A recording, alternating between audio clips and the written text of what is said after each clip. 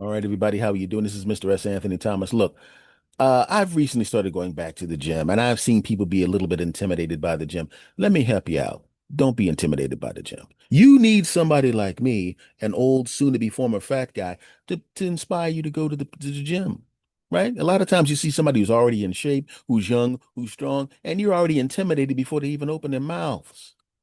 I was talking to a friend of mine who didn't want to go to the gym. Oh man, I don't want to go to the gym. People might make fun of me and everything. Who cares?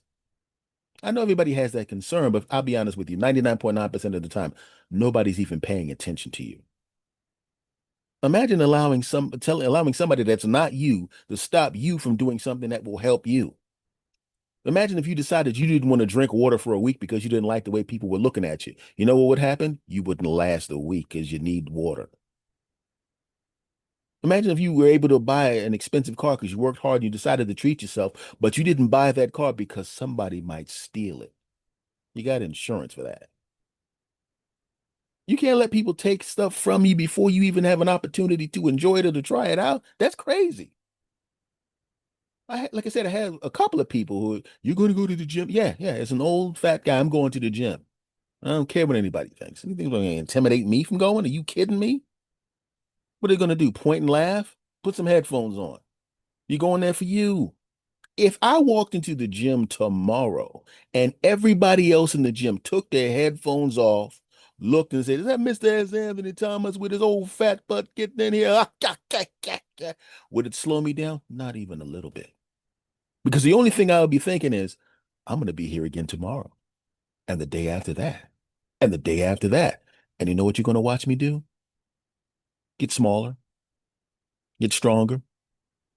And eventually I'm going to walk in there. It's going to be one day when I walk into the gym and I'm going to look into the mirror and I'm going to see the body I had when I was in my 20s when I used to go to the gym every day.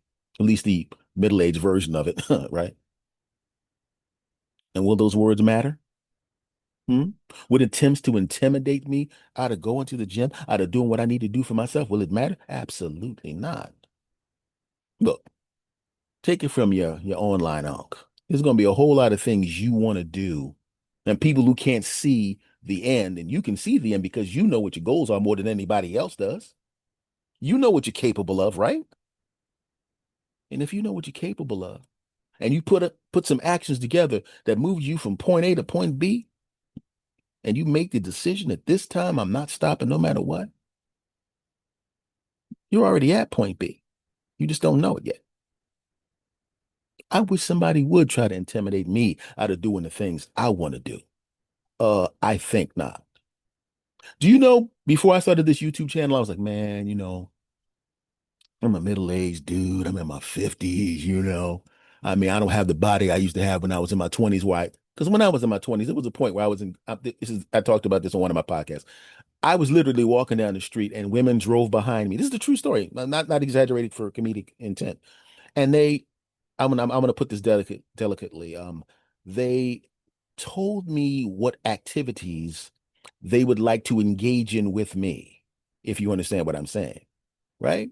And before that, I was a fat younger man. So I went from a fat younger guy to an in shape guy.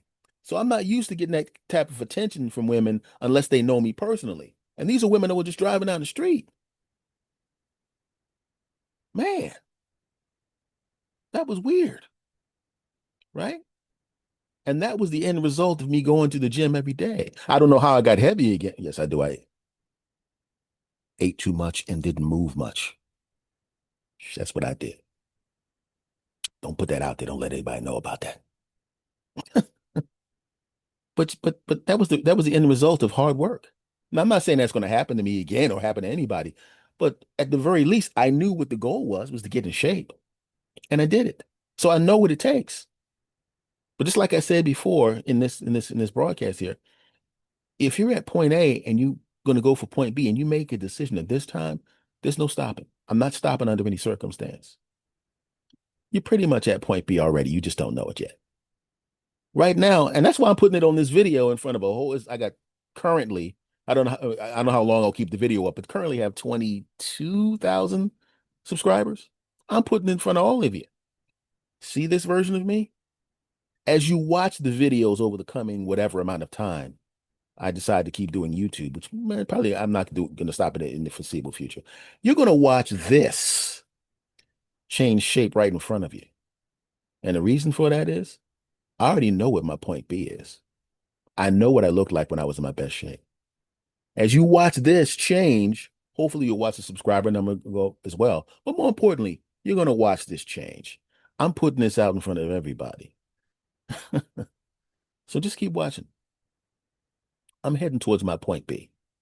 My point B is to get this in shape again. My other point B is that silver play button and then the gold play button.